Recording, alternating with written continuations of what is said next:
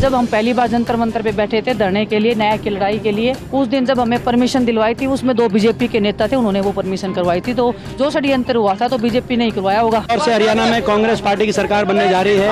हमें विश्वास है 10 साल भाजपा का कुशासन जो रहा, जिसकी वजह से आज हरियाणा विकास की पटरी से उतर के बेरोजगारी, नशे, अपराध, भ्रष्टाचार, एज ए खिलाड़ी जो मेरा एक क्षेत्र था वो खत्म हो गया है। अपना एक संघर्ष रहा है और उस संघर्ष को किस तरीके से आज कांग्रेस में भी उसको लाभ मिलेगा और आने वाले समय में पहला तो मेरा यही रहेगा कि सड़कें, पानी, बिजली वो उनको मिले कम से कम। देखिए अभी एज ए खिलाड़ी जो मेरा एक क्षेत्र था वो खत्म हो गया है एज ए खिलाड़ी मेरे लिए। तो मैं नहीं चाहती कि मैं खेल तक ही सीमित रहूं।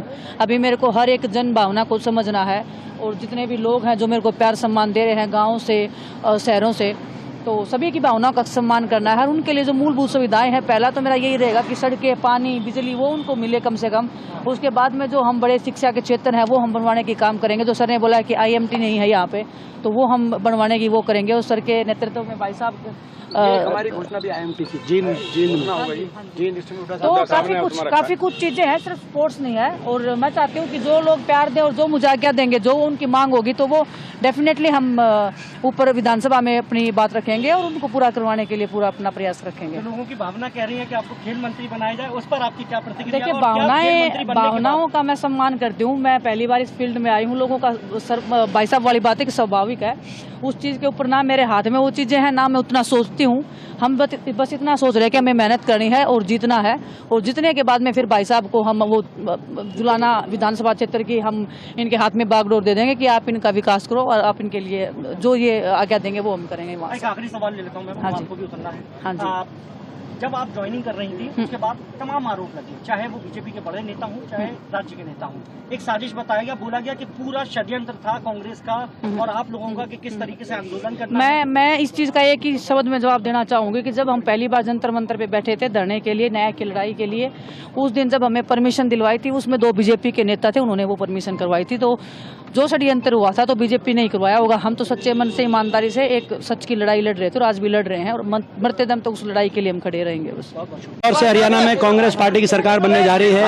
हमें विश्वास है 10 साल भाजपा का कुशासन जो रहा, जिसकी वजह से आज हरियाणा विकास की पटरी से उतर के बेरोजगारी, नशे, अपराध, भ्रष्टाचार के पटरी पे हरियाणा नंबर देश में बना दिया है, नंबर 1। और हरियाणा के लोगों ने फैसला कर लिया है कि हरियाणा में कांग्रेस की सरकार प्रचंड बहुमत से बनाएंगे।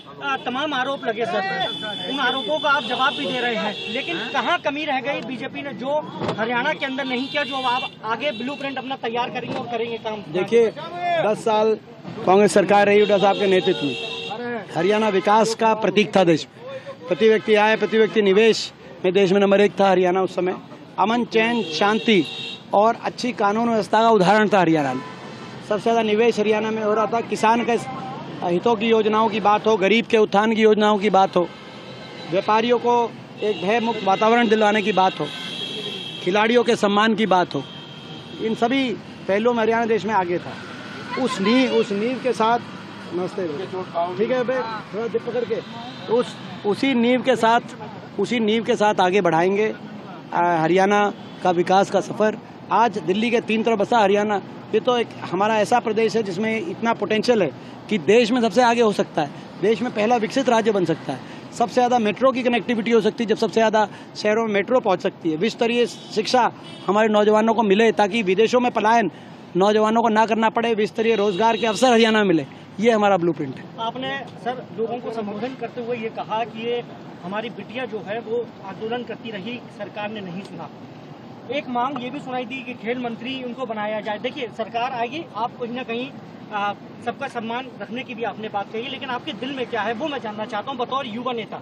देखिए मैं समझ सकता हूँ कि जो है आज लोगों के दिल में ये भावना होना स्वाभाविक है और जो है दिनेश का एक अपना एक संघर्ष रहा है और संघर्ष को किस तरीके से आज कांग्रेस में भी उसको लाभ मिलेगा और आने वाले समय में जब सरकार बने तो उस संघर्ष का, इनके अनुभव का, जीवन का के अनुभव का किस प्रकार से जो है आने वाली कांग्रेस पार्टी की सरकार में उसको यूटिलाइज किया जाए।